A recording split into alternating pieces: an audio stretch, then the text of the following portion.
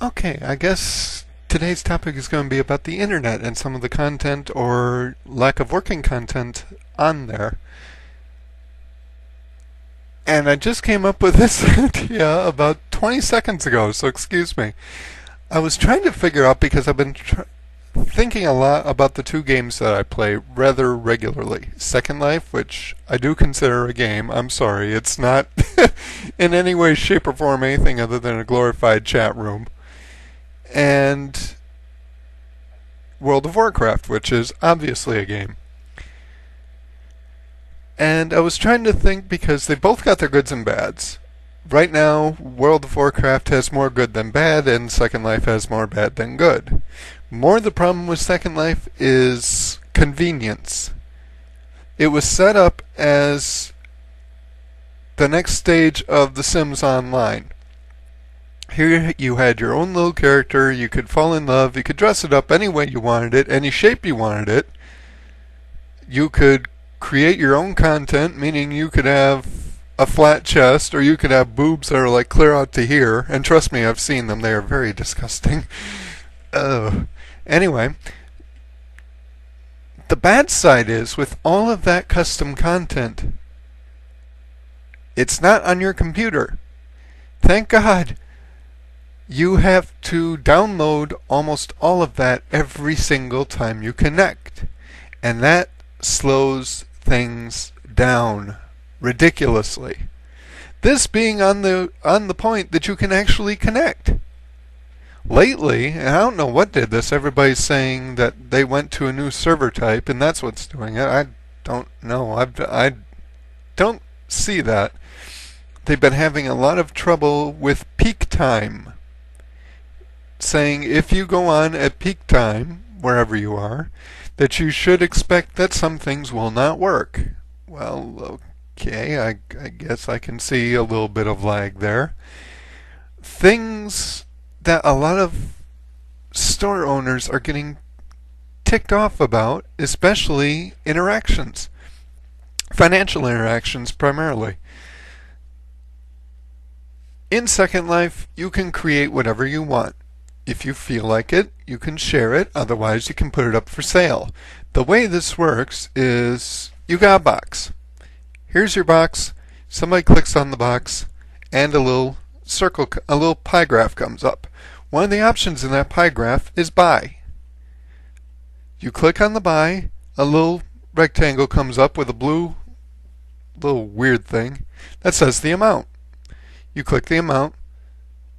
The money leaves you, goes to the seller, and in return you get back, usually in an object, what you've paid for.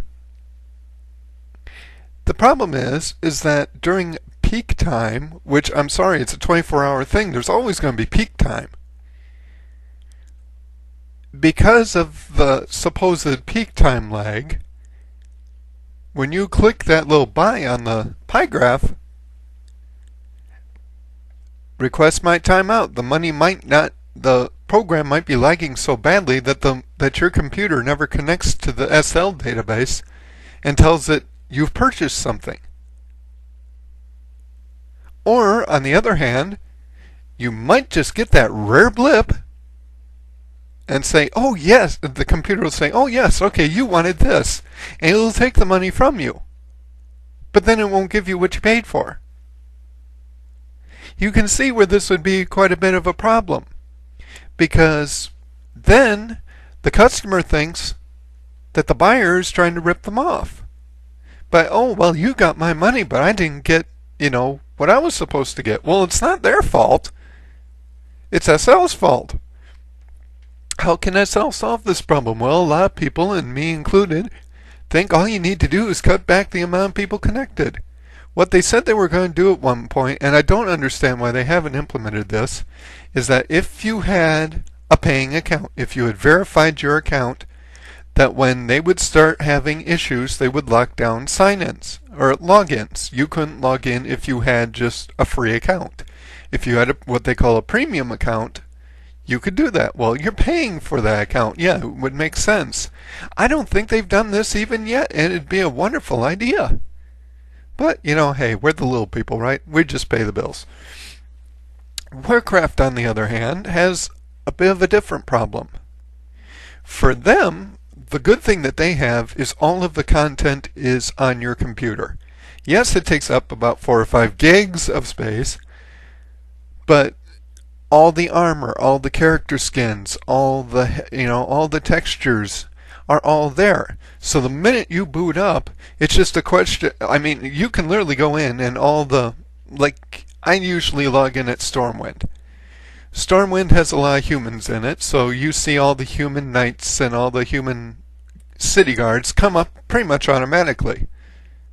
What takes the longest for me is individual avatars, because of the differences in armor, the differences in skin color. Those take a little bit, but usually no more than a minute. I can sit in Second Life, and if the texture doesn't load, it comes up as a gray prim. A prim being square usually. So you see this big gray square, or if it's on a person, it's even more amusing, because then you see the outline, you see their shape, but you don't see anything else. They're just a gray person. But what a Warcraft has it is too many people wanting to help out. I've had a lot of times, and I have this where I am in Second Life, but that's because of where I am in Second Life. It's not a Second Life issue mainly. Where people will see you fighting something and immediately rush over to help, whether you need help or not. And that gets a little annoying. I mean, if I'm going to go fight something that's higher level than me, yes, there's a chance I'll get my ass kicked. You know what? If I get my ass kicked, that's fine. I learn, I go back, and I change my tactics.